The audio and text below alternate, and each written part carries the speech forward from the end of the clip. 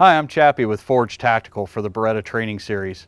I'd like to talk to you today about interior movement with the pistol. We teach it a lot inside the shoot house, and one of the big mistakes we see, or one of the big training points that we learn that we need to teach on, is how to hold the pistol at various stages of actually doing work. We have a position that I've shown you out on the square range before called the high compressed ready. That means you're ready to shoot, but the pistol is back here where we're at our strongest. We have our most dexterity, and we have the greatest holding strength close to our chest. The gun is also still oriented at the target, so we can still engage if we have to while we're coming up on a target or at close range. So the high compressed ready is our general ready position whenever we're doing work. When I'm not actually pointing my pistol at something, the high compressed ready for the pistol is the equivalent of the low ready for the rifle. It's kind of my resting ready position. I want to use this not only when I'm just walking through a structure, but also when I'm turning corners. The reason for this is fighting inside of structures is nothing but the management of angles and the threats from those angles. The longer I can keep my opponent from knowing where I am, the more advantage I have to overcome him or overcome his resistance when I do encounter him. Keeping the gun tight allows me to not telegraph where I'm going. So for instance, if I'm gonna get ready to enter this door, I've breached this door, or my partner has, and I've decided that I'm going to button hook inside this corner. If I've got my pistol at the low ready, my opponent will see the pistol before they see me, meaning that they've been given an opportunity to start their decision cycle sooner than I have, which means they're now ahead of me. I have lost my relative superiority. I'm giving them a chance to catch up.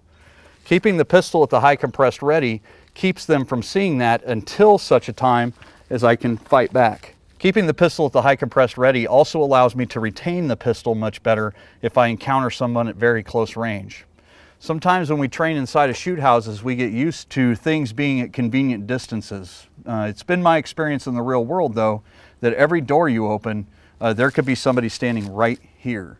And if my gun is at the low ready, it's very easy for them, and it's actually an instinctual thing for them to push my gun down, at which case I'm back to a fist fight with a pistol in my hand. Keeping the gun here, even if I encounter somebody at contact distance, I still have the option, if the situation calls for it, to fill them in.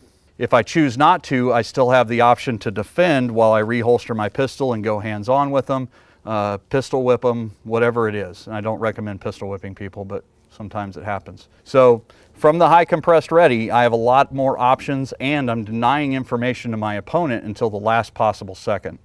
I'm going to practice this with an unloaded gun. I'm in the high compressed ready. I've decided I'm going to button hook this corner. I'm going to stay in the high compressed ready until I've cleared this immediate threat area. As I advance to my near threat area, or the far corner, I'm going to retain it as long as I can until I'm ready to actually shoot.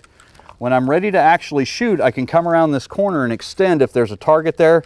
If there's not, I have the option to keep the gun in the high compressed ready or to extend on target. Once I've entered the room, I can come back to the high compressed ready for my scan, or I can stay on the low ready because I'm not likely to encounter something at very close range. Training on these manipulation skills on the square range in anticipation of having to do them inside of a structure is a valuable use of your training time. A lot of pistol fights start and end as fist fights, and having your gun out here in a position of disadvantage for a fist fight might not be a great idea. So it's something to consider implementing into your training regimen. I'm Chappy with Forge Tactical for the Beretta training series. To learn more or see other training videos, go to beretta.com or winthefight.com. You can learn more about me at forgetactical.com. Thanks for watching.